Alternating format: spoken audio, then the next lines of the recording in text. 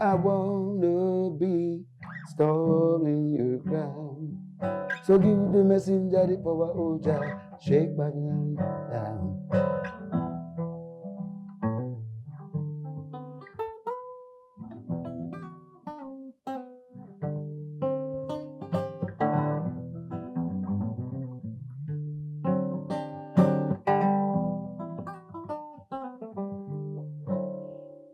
Oh Jah, I wanna be a storm in your ground.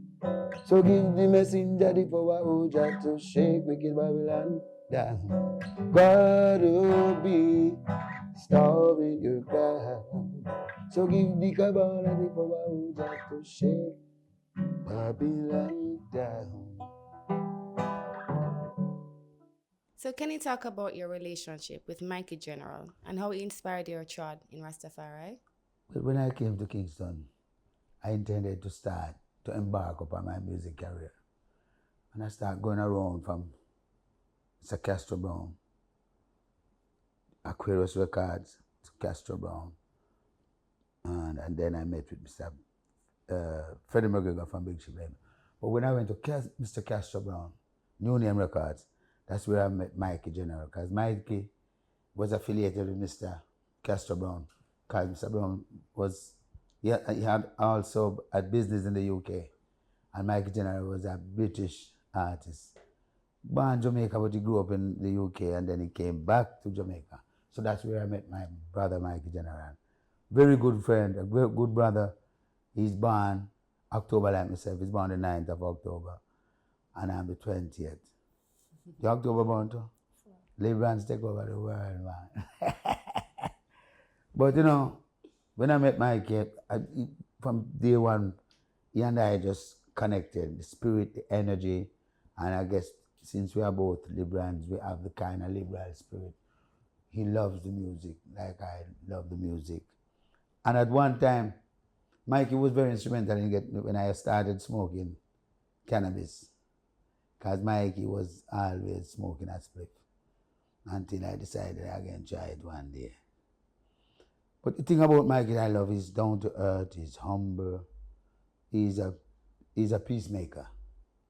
And even though he's a freedom fighter, he's not one that we're gonna start unnecessary war. And that's what I love about Mikey. You know, he was never fazed by the hype and what's going on in the music business with all the politics and the corruption. He stays true to Rastafari. Yeah, and that was in 1992 when I met my brother, Mikey. Mikey General was driving a little Toyota Corolla at the time. The car never had no indicator, no brake light, no wiper, no horns, and there was a big breakout in the windscreen, big like a loaf of bread in the windscreen. You could never believe. I don't know. No, you know, I was just talking about it the other day. I said, I don't know how Mikey drive around a vehicle like that and then don't carry him up and lock him up. But that was the kind of man. And every morning he would come to me because I was staying in Central Village. And Mikey General would come and pick me up every morning ceremoniously to go to studio. You know, sometimes I had $10, he had $10, we make it for $20 to buy gas. Sometimes the $20 gas is enough gas, you know. Please tell us the story of the conversation you had with Dennis Brown that really boosted your confidence. Speaking of New Name Records, this is where I also met some of the greats, because that's where I met Mr. Dennis Brown, Mr. Gregory Isaac, Freddie McGregor, Mr. Barry Salmon, you name it. And then I realized when I did the first songs that I did for Mr. Freddie McGregor, I did Shake It Up Tonight. And I remember that day I was driving in the captain's vehicle, and he saw he saw Dennis Brown on the road, and he stopped and he said, like him that say, Dennis, yeah, man, man. And Dennis come up and say, well, I'm priest, we are the priest. And he say, he played the song that time there, it was cassette. And he played the cassette in the cassette deck. And say, you hear the song here. Listen, you remember this one? And Dennis, the king, listen for a while. And he say, yeah, how will I do this one again, sir? So when I hear that, my head swelled big, so I couldn't eat for the rest of the day, man. Because for some reason, some people were saying that I sounded a lot like Dennis, which I have acclaimed my icon as my daddy. He's my spiritual father, because I lost my dad when I was 10 years old. So I had to look to anyone who I could learn from. And this is the thing I want to tell youngsters out there, because sometimes things do happen that things don't work out with mother and father, and the parents go separate ways. But the mother, sometimes, my mother had to live mother and father, and in many cases, my mother was more serious than my father. Because if I make one wrong move, my mother make sure she reprimand me. And she now grab anything in light or simple, anything she grab, a Dutch pot, a piece of board, anything that coming after me as a missile. So my mother was a serious lady, you know. But when I heard King Dennis Emmanuel Brown say, boy, this song remind me, when I do this again, praise. And they both laughed, and then, you know, from then on, like, I said, boy, it may sound so close like the king himself, but I think it was his song. Then this is a good sign for me.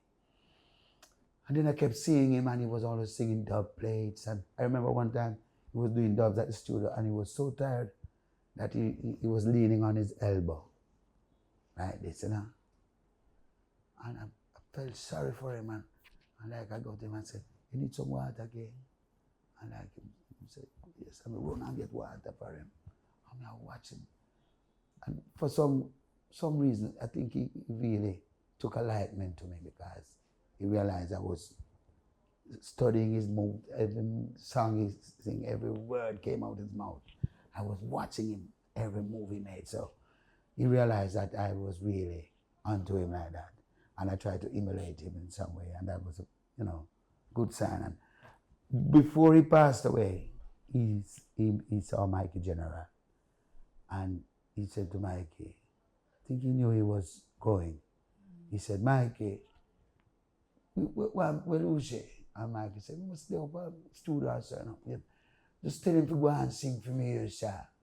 So when Mikey told me that was another serious time in my life. Because for one, I realized he knew he was going. And for two, I realized it was my responsibility to carry on where he left off, you know.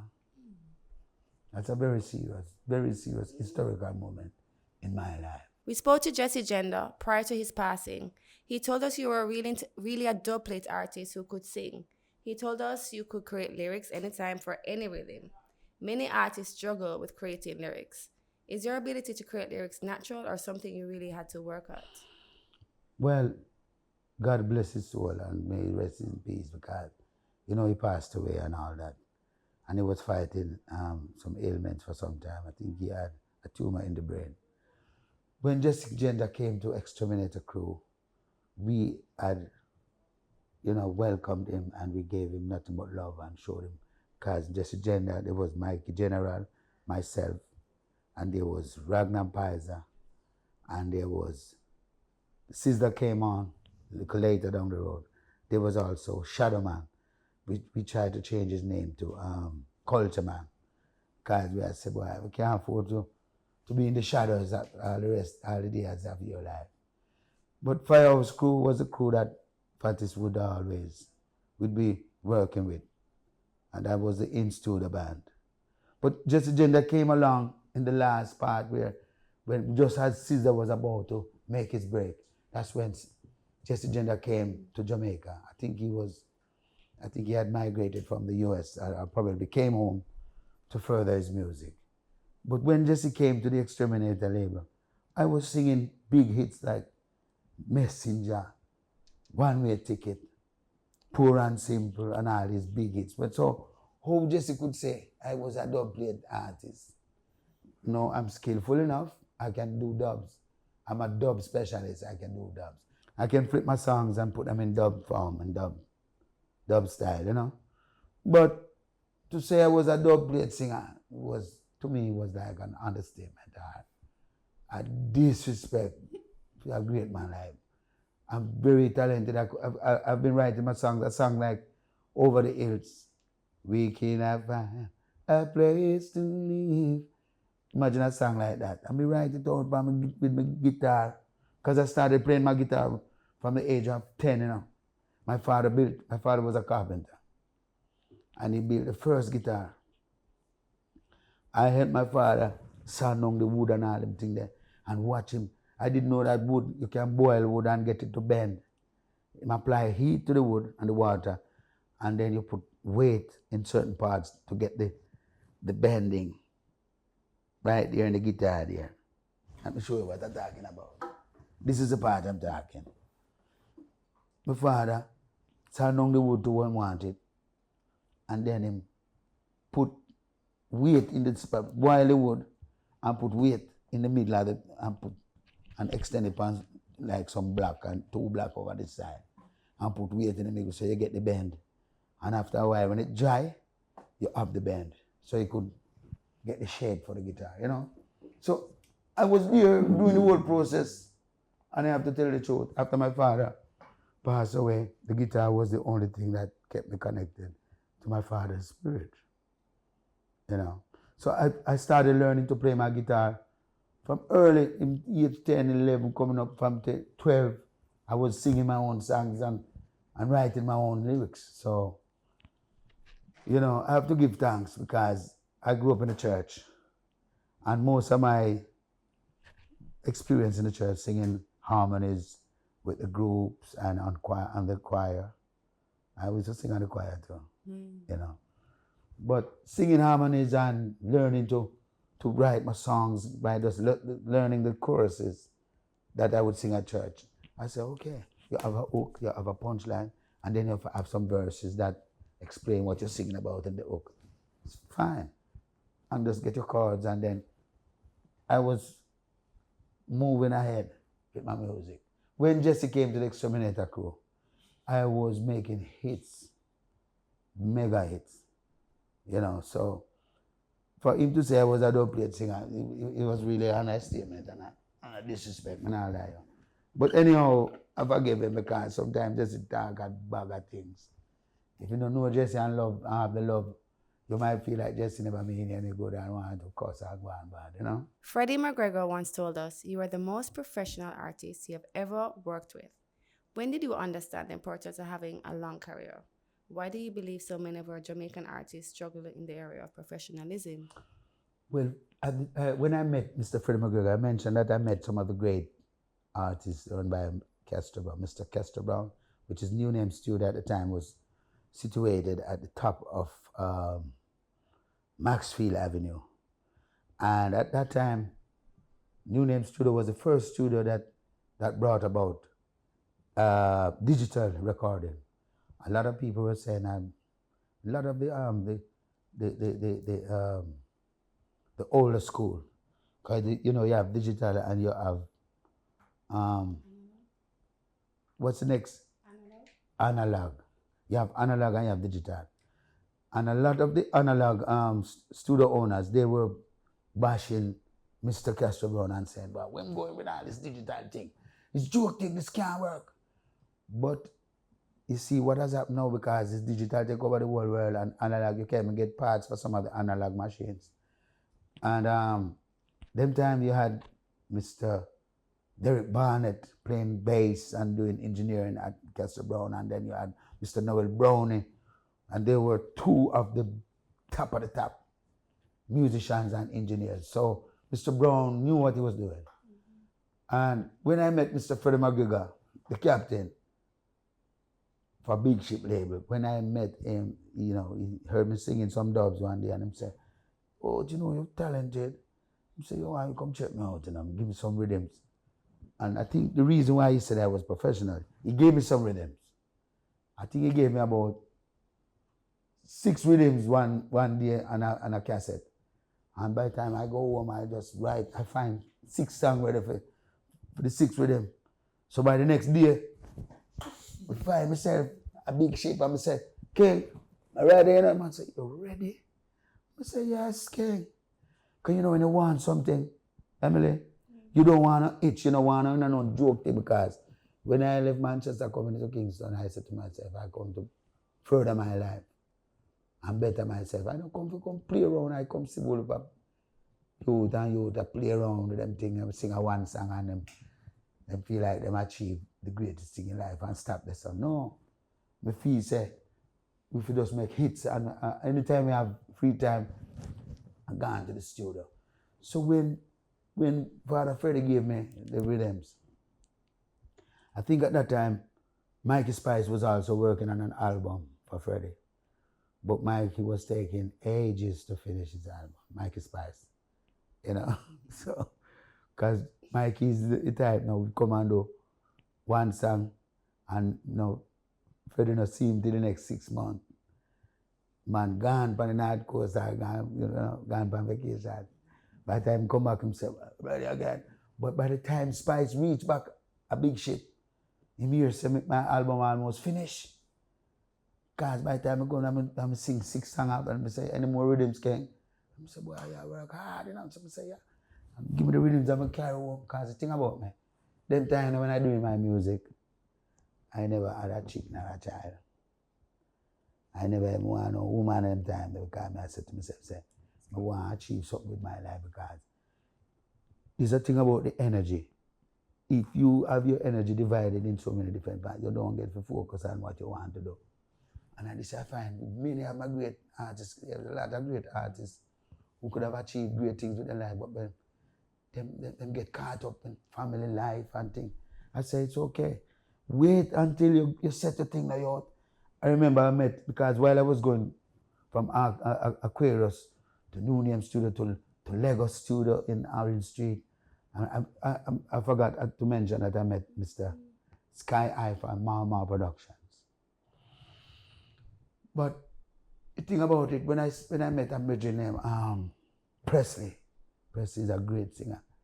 When I hear Presley sing, I used to say, man, what a man can sing, man. And I always said to Presley, you have a big in a yard. And Presley say, you think so? I say, what do you mean if I think so? He say, you have a big singer in a yard. I say, you're the Jamaican Presley. And he laugh and he say, well, always make me feel good, you know. The one thing about you know, I say, no, put fun and joke aside, yeah, I can sing in a fire. Then one day, Presley come to me and tell me, say, him I got married. Jesus Christ. Say, last year. So I say, Presley, you sure, man? I say, wait, don't wait, Presley. And Presley said, I made this chicken and I tell you, this is it, Luciano. Can't look no further right now, I tell you the truth. She's my destiny. So I say, Presley, just be a little man till you break out, you do your music and, you know. I say, I can't wait. Anyhow, Presley went ahead and got married, never invited me to the wedding. I feel that way, I'm not like, come I said, the man them asked me for my blessing. Anyhow, from Presley married, I don't see back Presley. Not saying that married life mash him up, you know, but I think he went ahead and gone into the church and he's down doing some ministry. I think he lives in Canada at the moment.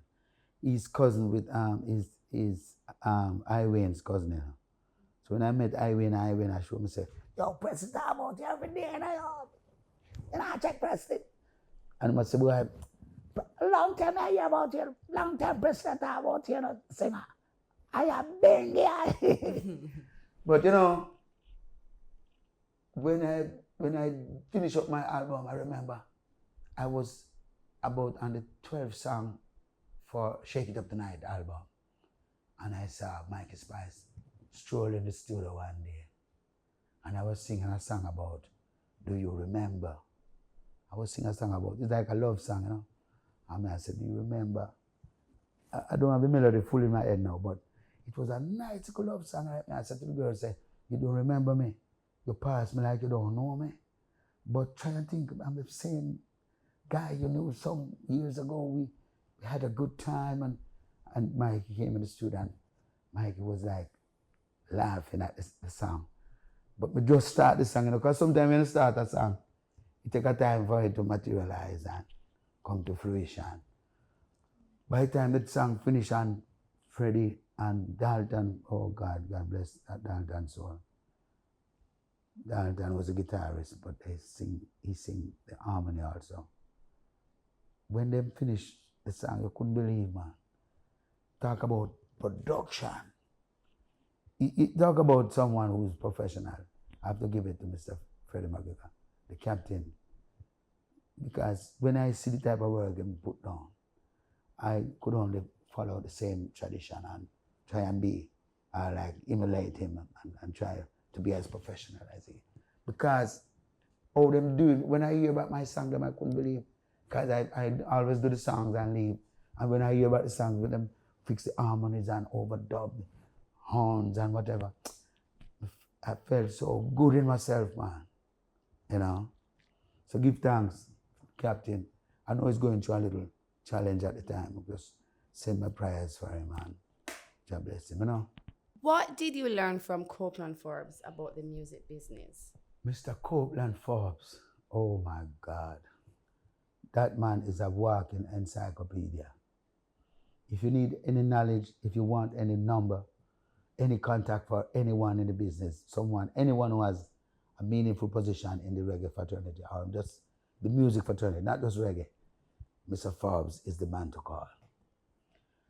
When you talk about professionalism, that's another professional man. And Mr. Forbes takes note of everything. That's one thing I learned from Mr. Forbes. Make notes, because you can't remember everything by tomorrow. So much things bombard your brain, you forget about what happened yesterday. So I learned also a lot of stuff in terms of make sure you don't miss a flight, because a promoter can spend a lot of money, promote shows, and on the day of question when you're supposed to be on the plane, you miss the flight. Just a simple thing like missing a flight, you miss the show, and then everything just mash up. And you know, I was reading the book, Mr. Forbes has just released a book, and I was reading the book, and when I reached my paragraph, I just shake my head, and I never realized there were so many things in the pipeline for me.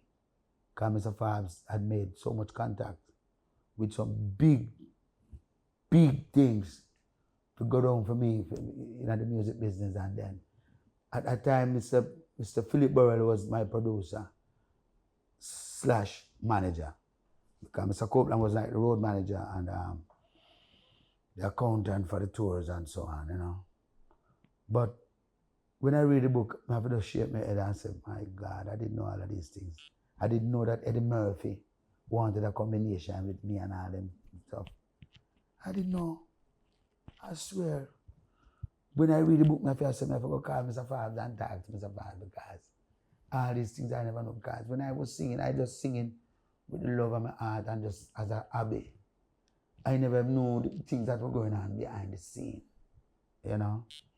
So when I look back and look on the road of life, and I said, boy, I still give thanks, because I have life and I have achieved a great lot with my music career. And Mr. Copeland Forbes, Mr. Philip Burrell, Fatis, Mr. Dean Fraser, all these great people have helped to really bring me to where I am in this music. Yeah.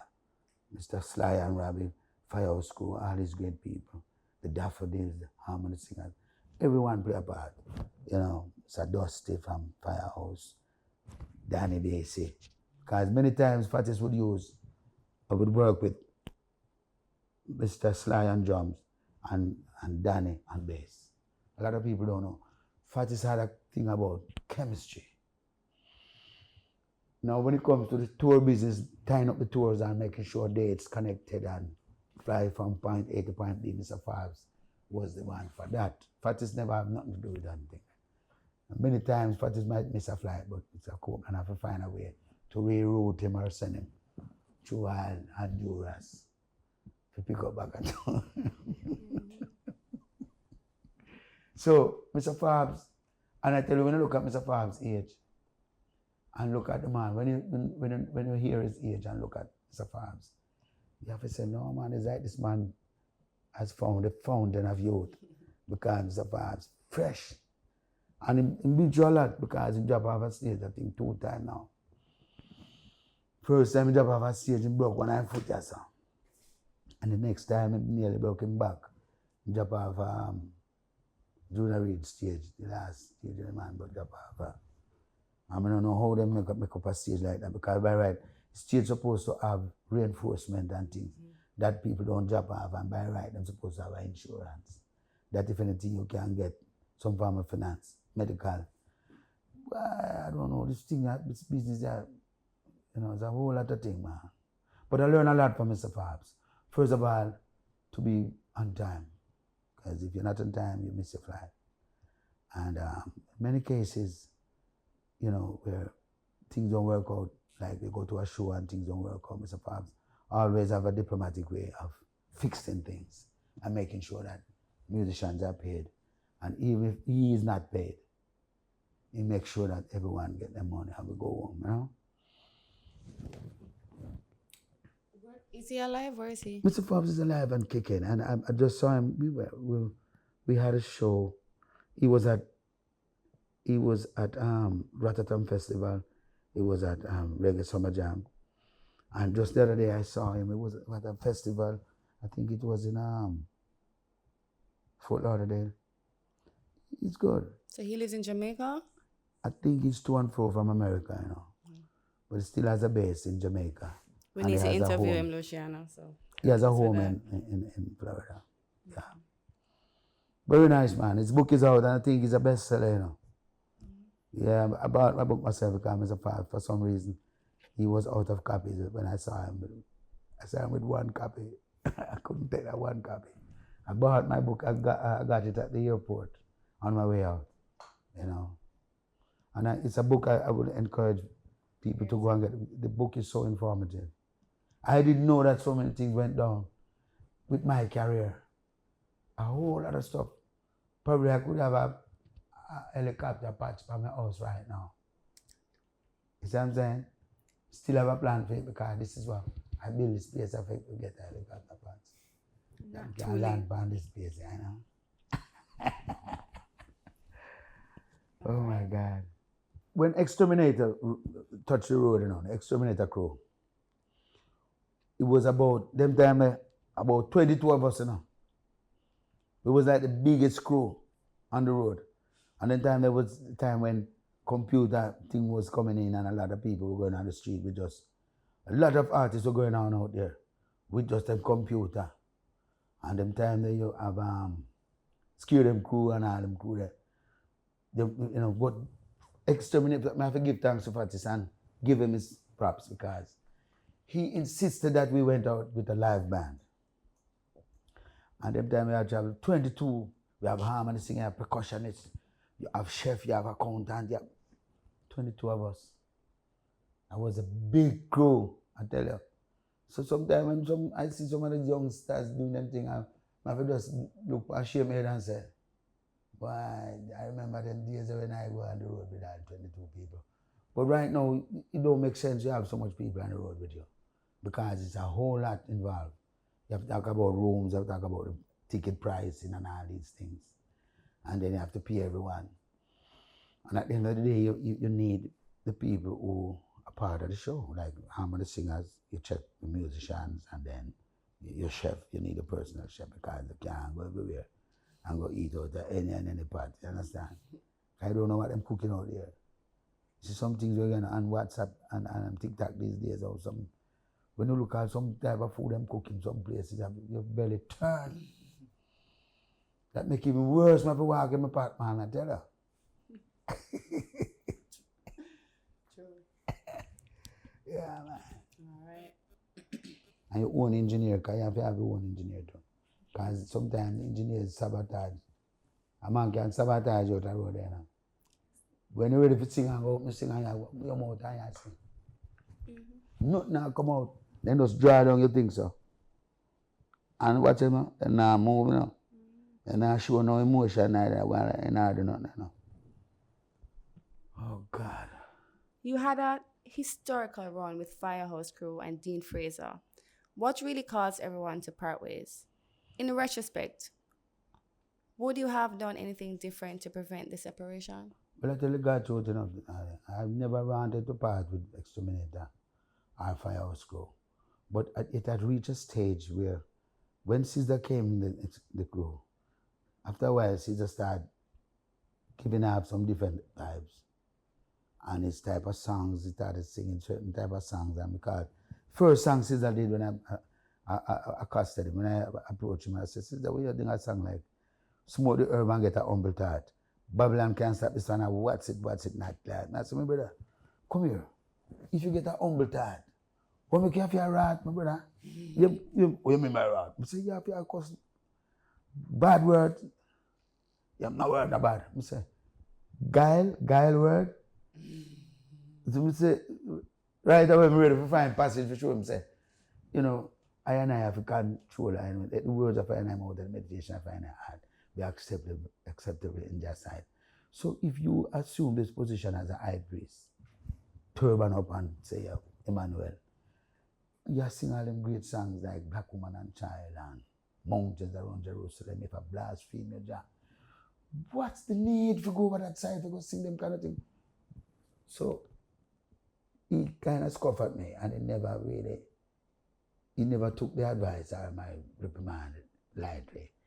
And I think he took offense to what I said to him. And so I went to Fatis. I said, Mr. Fatis, you don't hear one song Sizzla about it has a cuss word a bad word and thing. And Fatis, Fatis turned to me and said, well, I'm young, I'm young, man, so, so I feel to see with him. So I say, young? So I say, Fatis, look, all these years, me and you live on this road and we have built a label and you have a catalog of hits after hits. And you tell me now you're going to just allow a young youth now to just come mash up what we have and spoil what we have then.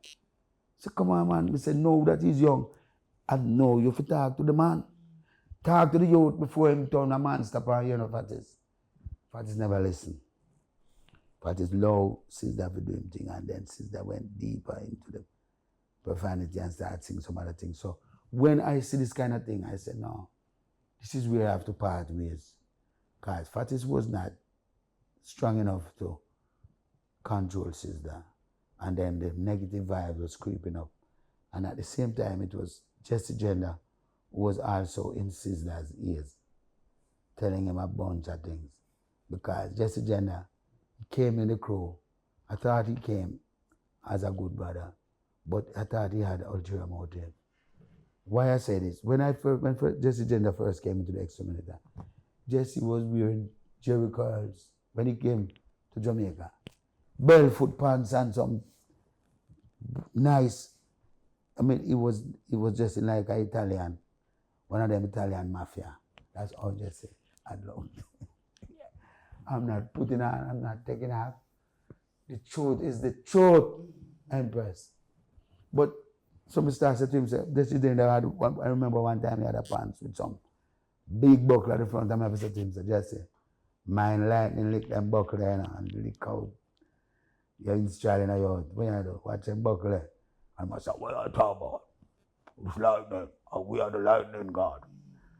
Bound my God and all that. So Jesse came with that energy and it started going into Sizzla's head. From Jesse came into the Xterminator crew, Sizzla started born God too. Because Jesse was a man with born in God and all kind of things. You know what I'm saying? I'm not putting on, I'm not taking off. The truth is the truth. And if I want the truth to be told, come to the messenger and I'm going to tell it as it is. When the energy was changing in Xterminator, I said, it's time to go. I have to do my own thing. I said, Fatis, I'm sorry, sir, but let me find a different management. And Fatis couldn't believe the day when I told Fatis that I have to go part ways because I don't like what I see happening. And Fatis was also fueling it because he was ready to book shows like with Sizzla and And then he had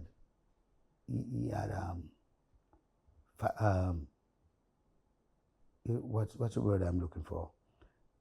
He had produced some other song with another artist called Prince Malachi. And if you notice, Prince Malachi sounded somehow like me. So he was going on the road with Malachi and Sizzla. So somehow I started see some little thing I want like Fatis. I don't know if his greed got into Fatis that he wanted to have 2 shows on the road. Like you could have Mikey General and Luciano. Because I know Mikey now deviate from my tradition and me now left Mikey from the tradition. So him said, well, I can't separate them two years. And then after a while, turbulence came to the scene and there was another youth named Teflon, you know. But things got disarrayed at one point because things get out of hand, you know, because it was as if there was no sense of direction as to how earlier years of Xterminator label, we were more making songs to make sure to inspire the people and to educate the people, to remind the people about Jah, and to keep the people on a traditional pathway with roots and culture. But things had changed, so I deviated and went my pathway. Xterminator, well, Fatis, he was the one who brought the Firehouse Crew. So I couldn't take away Firehouse Crew. If I could move with Firehouse Crew at the time, I could do that. But Fatis was the manager for the Firehouse Crew. So I couldn't do nothing about that. You know? Yeah. So when I parted ways, I decided to, you know, farm my own band and do my own thing because I believe that the music can heal the world. And I want to make only good music, spiritual music, cultural music. I can't join forces with people, man. You can't work, you can't serve 2 masters. That's one thing I know. He said, I serve God, I serve the devil. Can't serve God and the devil at the same time. So that's how it went. And Mr. Dean Fraser is another great maestro where it was an honor to be on the stage and be on the road with Mr. Fraser, I tell you honest truth. Because when I watch all Sunsplash, 1980 Sunsplash and them great Sunsplash and see Mr. Dean Fraser, you realize that Mr. Dean Fraser is a living legend amongst I and I. So I was so honored that even my F-150 that I'm driving, it's Mr. Fraser I buy that F-150 from. And for some reason, even if that engine go bad, I just fix it. Find the parts and fix it because they say it's a legendary chariot, you know. To me, it's an honor that I even get a chance to rub shoulders with these great people and that I could even make my way up the ladder of the music and achieve my own footage or my own foundation and thing, you know. But I have to still give regard and respect to all them great people who helped to mold my career, you know. It was hard when I have to depart from Xterminator Crew at the time, but it was something that I had to do to safeguard my own sanity and maintain my morality. As a man that burns herbs, do you feel Jamaica still holds the title for the best herb in the world? The thing about herbs, you know, cannabis, you see, just like music, you know. You see, if a man planting herbs and just thinking about the dollar, how much money you can make, then he will make all kind of strain and before you know, all kind of song, all kind of names them come with, Blue Widow, Sour Diesel. Since when all the herbs named Sour Diesel? Think about it. We know about the good old long spread, sensimilla, you know, when we burn a nice jar of sensimilla from the ancient Kush, you feel a different kind of vibration. It's just like listening to roots rock reggae. It's a different meditation, you know. So I believe that it boils down to the nature and the meditation of the farmers. Because if you can book up on I remember one time, you know, I was at Rebel Salute, and there was a man, a farmer man, who came to the backstage, you know, and they was giving him a one time. The security didn't want to let him in because the man looked like as a farmer, rugged and piece of some tear up clothes and thing and some rough clothes. but he had a bag on his shoulder. And the man says, the messenger will come to you, man, sir. I'm here like them want to push him out. And I said, no. Let's do that, man. And I said, Empress, when the man comes, I said, man, I say, messenger, some herbs we carry for you. You see, when we take the herbs. So I said, which way can you say? So I said, how much for all of this? And I said, just give me what you have, man. I'm going to give him a piece of food. But just give him a piece of food.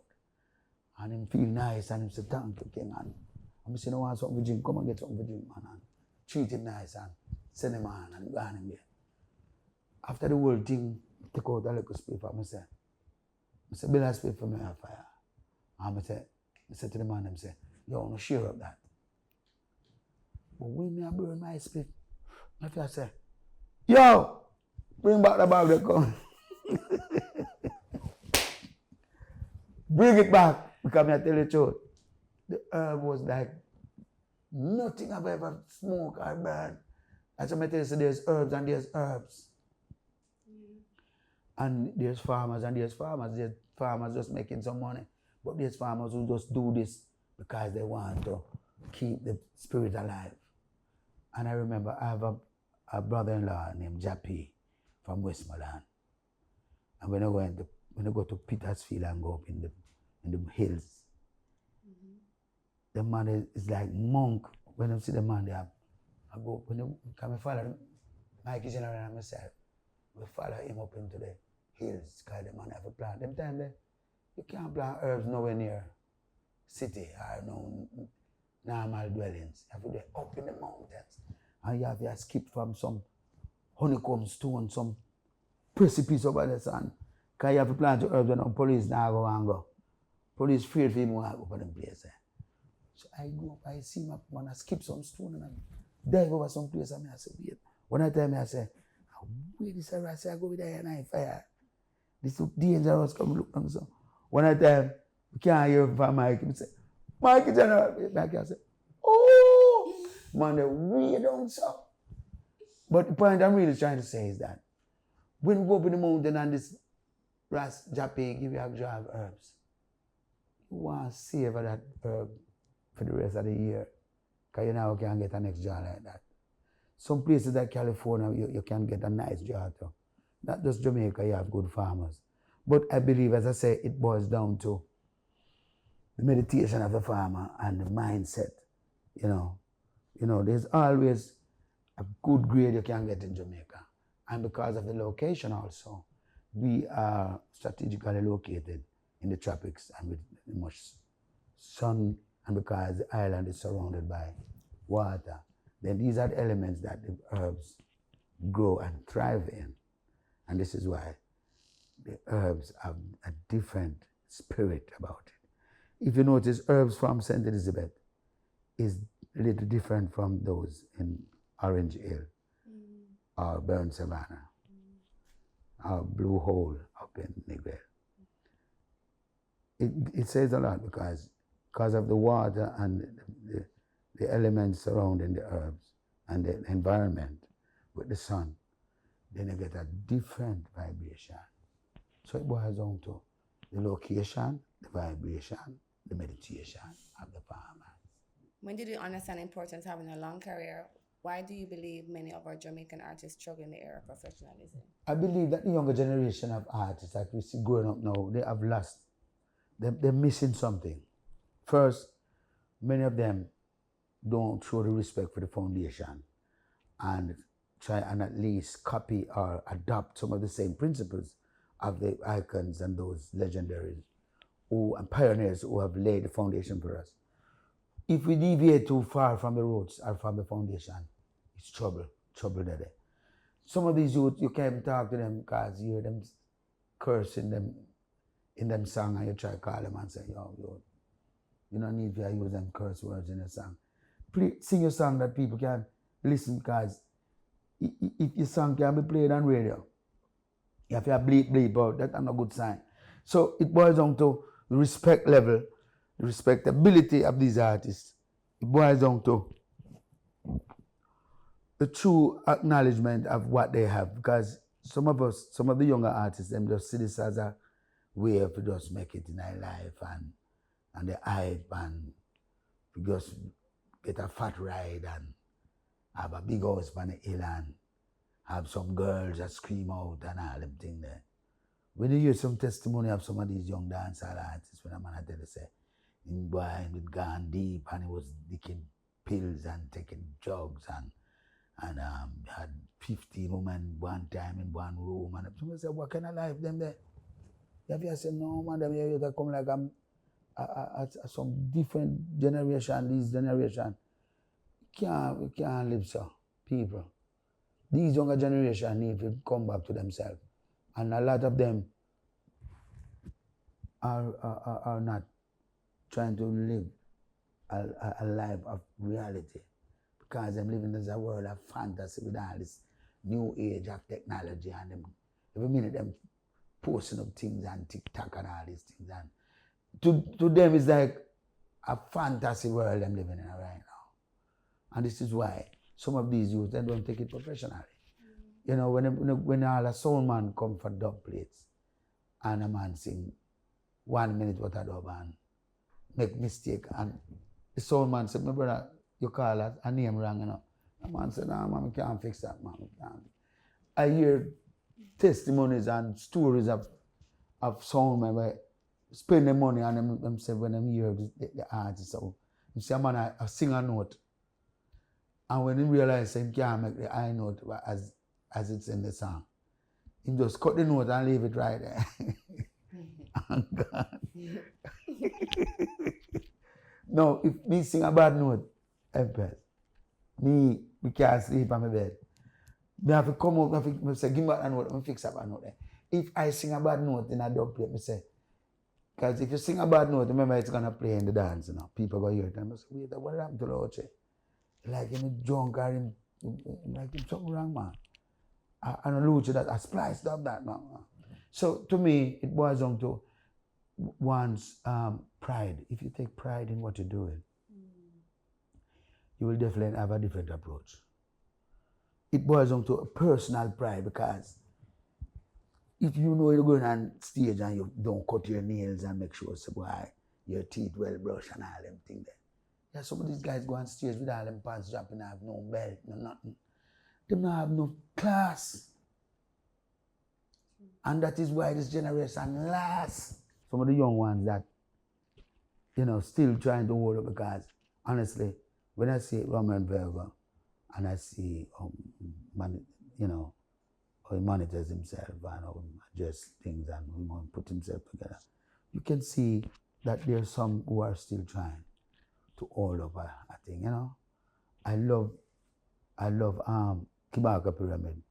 I love his energy, his mannerism. I can see the rising prince. He's a youth where make sure he put on him clothes, he look clean, he carry himself. This is what we want to see, you know. Prodigy and all them youth, as some youth where I try to hold up them thing. Chronics, Jesse Royal, well, to some extent, some of these younger artists might deviate a little from the tradition, and guys, you know, them following them peers and peer pressure and all these things. But you can see when our artists are trying to hold up a thing. Hold up an order, man. You can't drift from the order. You need to hold up you know, you have to have self-esteem in this thing. Overseas bookings for reggae artists and dubplate recordings have declined tremendously for reggae artists. How will reggae artists subsidize the loss of income from less shows and less dubplates? Well, I tell you the honest truth, I can't say the same for myself, because I just coming from Canada the other day. I think that's where I get slightly straight my voice, because I sing dubplates until my hoarse.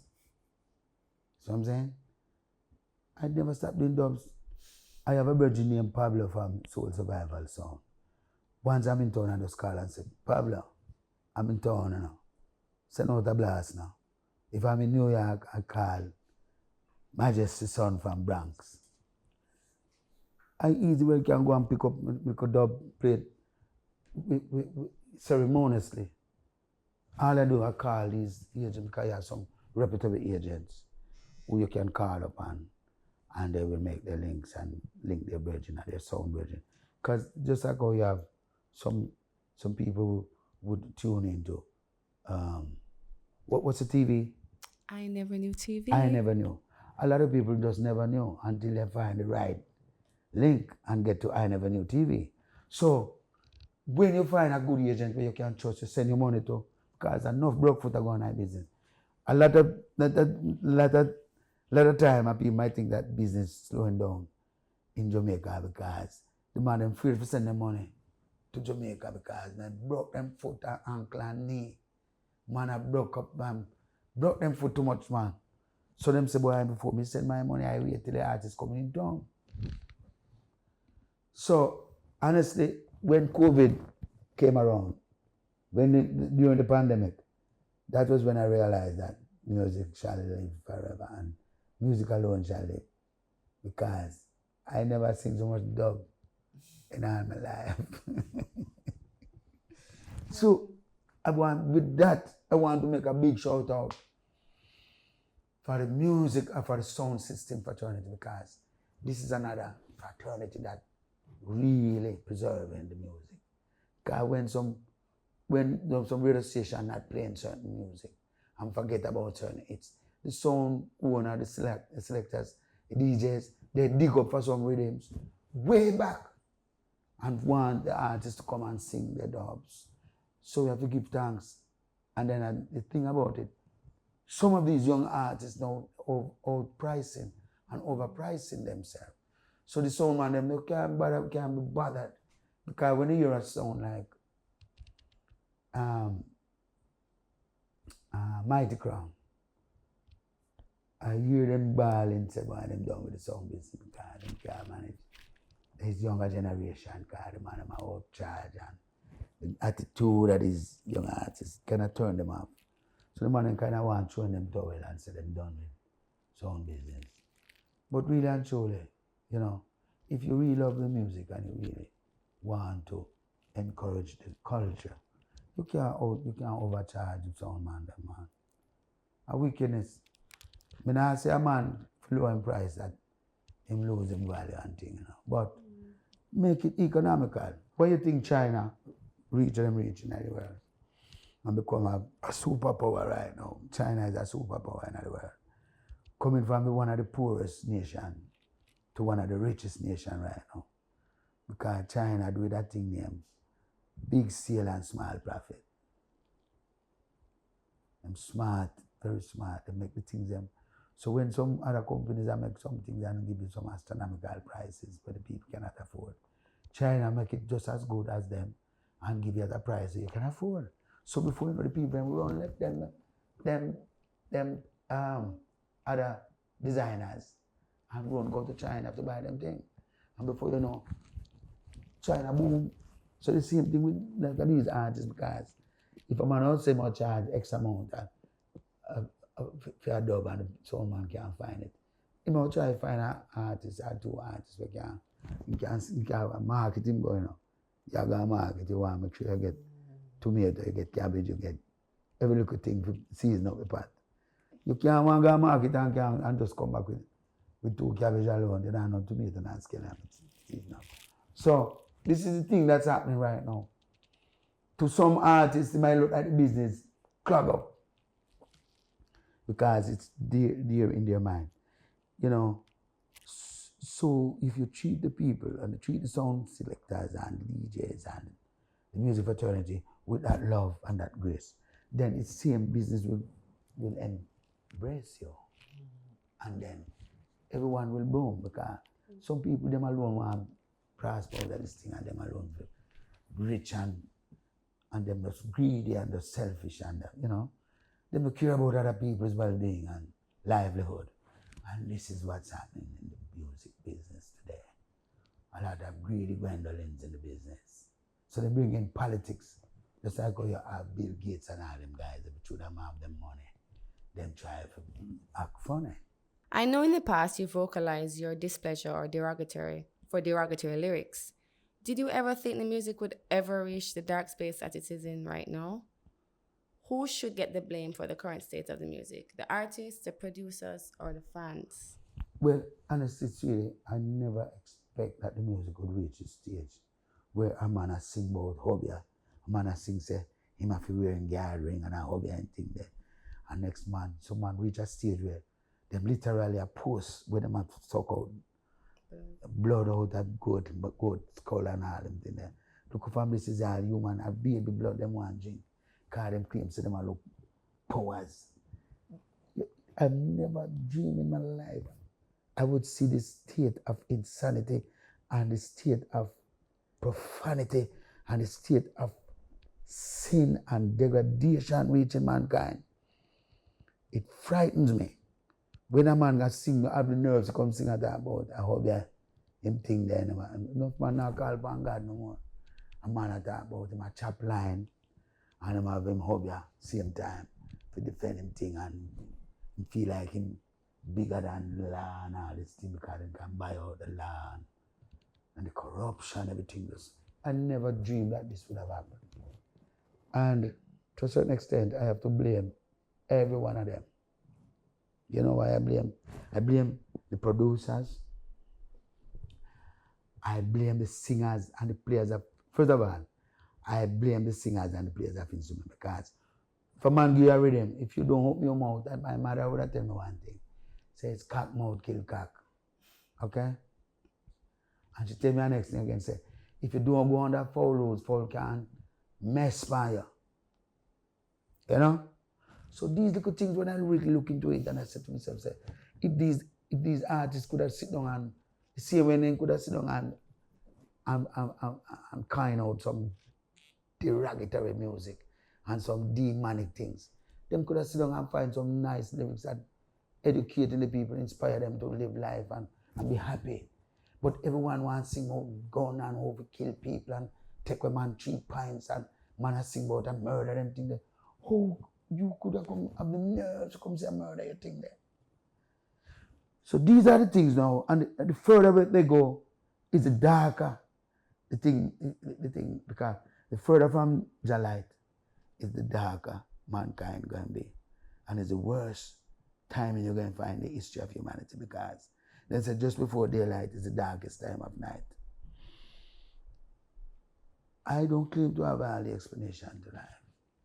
But one thing I do know, them say, if you do good, try as much as possible to do good and good will follow you. If you plant good seed, then you're more likely to reap good fruits. So I really want to beg. And you know, some of the disc jockeys also have to blame them too because them using this Piola system because a guy can go chop line and carry $1 million. Come give a man to play one thing, say, him a chop line. Because the same one when chop over the line, him can't come get the same man them same time. And through them so greedy, them suck on to this corruption and every one of them gone down the lane. And some of these, when you talk about major companies, when I hear them sign certain artists as a man can sing, say, him, my pop, whatever, and a man quick to go sign them up. I said, then all of these major companies, it look like say these big record companies are so into this corruption thing because everyone's swimming in this corruption stream. It's few of us not going into them dirty waters to swim in. Few.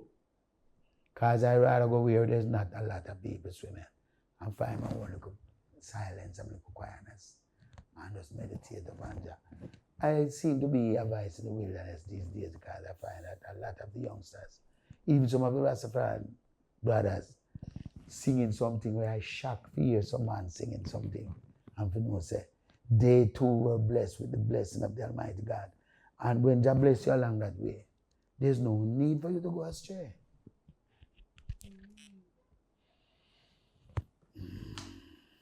So I blame, and you know, so I blame the audience too because people can come and go and call you rat bat. And you do that scream and I say, ah! So you're a real rat bat to blood. Eh? All the YouTubers sing a song say mad out. When we listen to the context, lyrical context in the song there, something right because when you check out the meaning of Valiant, I can't believe Valiant would really come sing a song like that, mad out. Because the name Valiant is a nice name. Now, when I listen to the context of the song, like him, I call all the woman them all kind of names, you know. And woman I scream for that. I don't know why. Come like people lose them here, but last and gone and gone and gone. Oh God Almighty! I never dreamed that it would line up like this. Coming up, you know, because you always have different, you know, genres of music, and you have different factions of the music. Where some man I sing about, if I get a fat girl tonight, and I have to get a fat woman. You understand? But we never expected to go so far with my man really to talk about some demonic things, man. Oh God. I don't know where the future of the world going to turn out to be, because with all this TikTok and all this, it's getting worse because everyone wants to movie star overnight now. I heard Al Campbell once say he was instrumental in the development of your local skills. I don't know about that. You know. I respect Mr. Al Campbell. And when I met, speaking of meeting the greats at Mr. Castro Brown, I met Mr. Al Campbell down there. And he also, you know, the advice he gave me was to find some other label. I go somewhere else, because if he asked me, if you know, she said, well, Mr. Brown, I will be down. Because I'm not going to reach nowhere down at that place. Because when I hear Lady Saw at the time, it was in the same stable. It was Little Hero, Lady Saw, Louis Culture, myself here, Mikey Spice. A couple of us we were at the same studio. And when Lady Saw do her songs and like getting a nice, you know, recognition out there, I heard Mr. Castro Brown say one day, say about one album, I hear the song I work on now, you know. So me hear that, I said, Jesus Christ. I said, no man, this don't look good. I say, you know what? Let me try to find somewhere else that this thing. Like I'm dead, I got dead beyond here at this place. So Mr. Al Campbell came to me and said, yo, better go look somewhere else, you know. But he never get no vocal training from Mr. Al Campbell. Mr. Al Campbell's style of singing is a different kind of singing from my singing. He's a kind of smooth operator and laid back. But if anyone should learn from any band, he's a man named Mr. Dennis Emmanuel Brown, and the next man named Frankie Paul. Frankie Paul is another great, terrible singer. You know? Frankie Paul, oh God Almighty, man. Because I used to fashion him style too, because Frankie Paul and Sugar Man, I can't left out the great granulated Sugar Man. Is another of my great icons. I have a lot of great icons still, you know. Because really and truly, you know. I believe that Jamaicans, we have a rich heritage, and we can just get up one day and just search internet and say, you know what, let me sing like this man, let me sing like this king. Let me just sing to them song and make me hit. And you'll be surprised to know you reach somewhere with life. You know, look how much people come and sing like Bob Marley, the great gang, and don't stop making it, because a lot of people, you have Skip Marley, you have Mystic Marley, you have Junior Marley, all kind of Marley, and the list goes on, and the tradition and the foundation continue. Mm-hmm. So, Mr. Al Campbell, as I say, is another great icon, but you know, he never really give me advice training. You know, give me some good advice that me fi run before me get younger, and Mr. Castro Brown. My career now go reach nowhere. That much he told me, and I thank him for that, because I took heed to his advice and I did flee, you know.